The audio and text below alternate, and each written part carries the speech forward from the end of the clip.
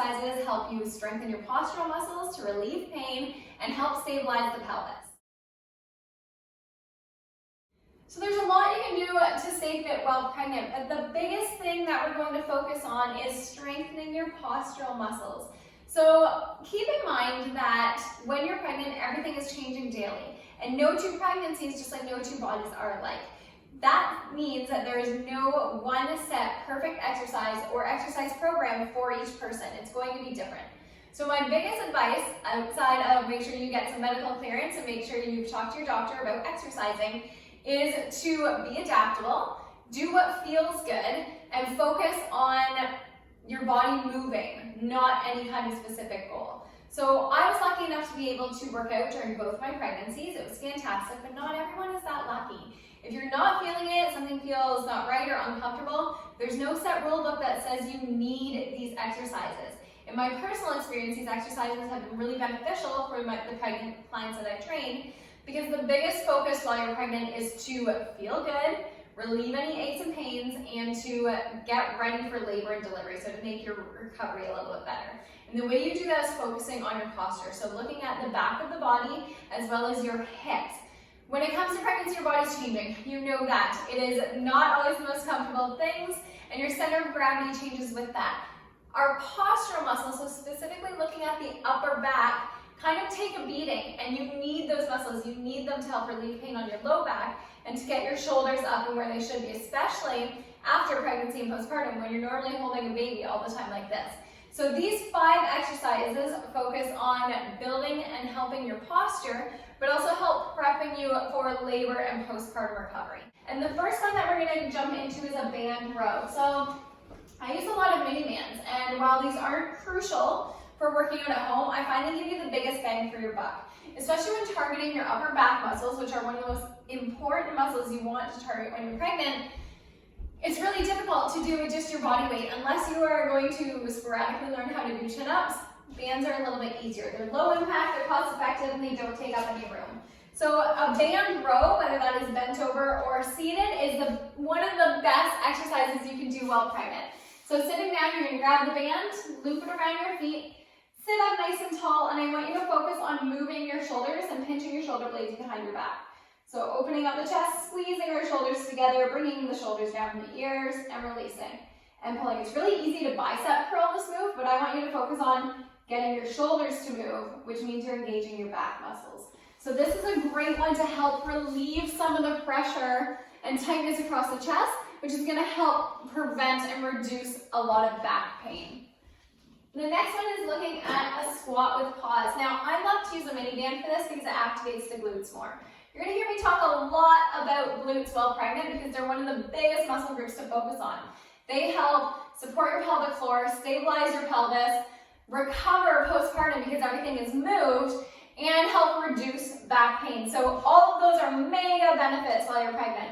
The reason I use a mini band is because during your squats, it actually targets the outer glutes a lot more. So if you have a mini loop, sit down to get it over your legs. Now, when you have a really big belly, this gets a little bit different. So ignore the mini band and just focus on engaging the glutes. You do want it below your knees. Again, be careful waddling with the band around your legs, especially if you're getting into that 3rd trimester. You're gonna take your feet wide, comfortably wide. Again, you have an expanding belly. And I want you to think of your belly going between your knees, so you're driving your knees out, and you're gonna pause wherever is comfortable for you, and then you're going to push up. I want you to keep going at the heels. The natural instinct of the majority of females is to lean forward with the knees, but I actually want you to shoot your hips back, bring your belly between your knees, and notice I'm driving out against that band with my bum muscles and not with my ankles. You're gonna stop, pause, and come up. So the reason that I think everyone should perfect their squat while pregnant is partially to boost your leg strength, but also to get used to that movement pattern. You squat a lot when you have a newborn baby. You're always picking them up from something or the other, getting up and down off the floor. So coming into that deep squat position and hanging out there for a moment really helps develop those patterns before you have to do them with a newborn. The next one is pelvic tilts. So this one, if you have a ball, use it. If not, you can do them on a bench. But the truth is, sitting on a stability ball while you're pregnant feels fantastic. Okay, so we are going to sit on the ball, get nice and comfy. I just want you to sit upright and I want you to look at my low back. So when we're pregnant, because our belly is expanding, we tend to have a very, very drastic sway back, which isn't the end of the world. It's completely normal and natural, but once you deliver, you do want to be able to move through your lumbar spine because that's going to help you better engage your anterior core and help deal with a little bit of the diastasis that's going to take place. And side note, everyone has some form of diastasis, so again, not abnormal. Don't think you're out of place. So I want you to sit up nice and tall in the stability ball.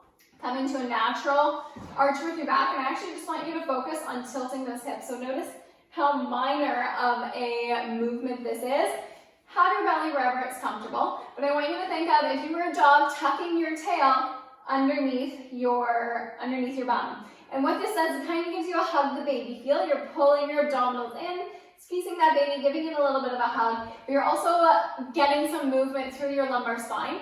And the thing with your lumbar is it normally comes into a very big hyperextension while you're pregnant, and it does not come out. So just learning this movement is going to engage your anterior core, so keep it stimulated because it is really, really stretched, but it's also going to prepare you postpartum to learn to reactivate those muscles. So again, just sitting up nice and tall, you're going to tuck, release, and release. And just do what you can. I don't want to see the whole body rounded up. You pretty much stay very, very, very still through your thoracic, so your upper body, and you are just tucking through the lower body, so not a big movement. The next one is a tricep extension. So again, we're looking at the back of the body, specifically the back of the arms. You're going to be carrying a baby in your arms all day long. They require you to hold them. So you need strong arms to do this, and you need to make sure that you're using your actual muscles instead of just doing the hip sway like this while you're holding a baby, because that's going to present a lot of other symptoms in terms of back pain from those sway hips. So again, with a mini loop, and I love this just because, again, I think they're $6. So super cheap, low impact, you can't really hurt yourself with them, and they're easy to store. You're going to wrap it around one hand, and I want you to glue that hand to your shoulder. You're going to grab the other hand and put it through the band and lock your elbow to your side. With your palm facing down, I want you to focus on extending the elbow. So coming into that lockout position, you're not swinging through the shoulder, you're just extending the arm as far as it'll go, pause and come up. Make sure the elbow is not flaring out, it's staying nice and tight. And I want you to try to take away a little bit of this sway back and flare to ribs. So extend, come up, extend. You should feel this on the back of your arm, which is what we're aiming for. Now the last and one of my favorite exercises for pregnancy are clamshells. You can do these with a band or not. I'm going to show you without, just so you know what to do. So I mentioned that glutes are one of the most important muscle groups to train while pregnant, and I fully 100% believe that. The reason why is partially because they support your pelvic floor. Your pelvic floor is being stretched as you're carrying a baby. There's nothing you can do about that. All the pressure goes down. So your glutes are part of the sling that kind of helps hold the pelvic floor together and kind of hold your organs in. That sounds really creepy, so I'm not going to elaborate on that. But your glutes are important. The other reason they're important is your hips are stretching for pregnancy. Again, completely normal. But you do want to have a base level of strength, because postpartum, when you need to stand up, you want your body to be strong enough and your hips not to be all loosey-goosey. I found, and a lot of my clients have found, is that having strong hips and glutes during pregnancy makes postpartum recovery way, way easier. The last reason is that because your hips are loosening, you tend to, and you're in a very, very big sway back, you tend to have a lot of low back pain, and low back pain sucks. It's just not fun. Stronger glutes help support your pelvis a little bit more, so you're not as wobbly, and thus reduce a lot of low back pain. So while there is a ton of glute exercises you can do, one of my favorite is banded clams. You can do these on the couch, on a bench, on the floor, wherever you're in bed, wherever you're most comfortable. I know during third trimester it's kind of hard to get up and down off the ground, so if you want to do them on the couch, this is absolutely fine. So we're going to lay down. I want you to stack your heels on top of each other, and I want you to have your heels roughly lined up with your hips, and I want your hips to face forward. So people have a tendency to lean back. I want you to keep your hips straight over each other.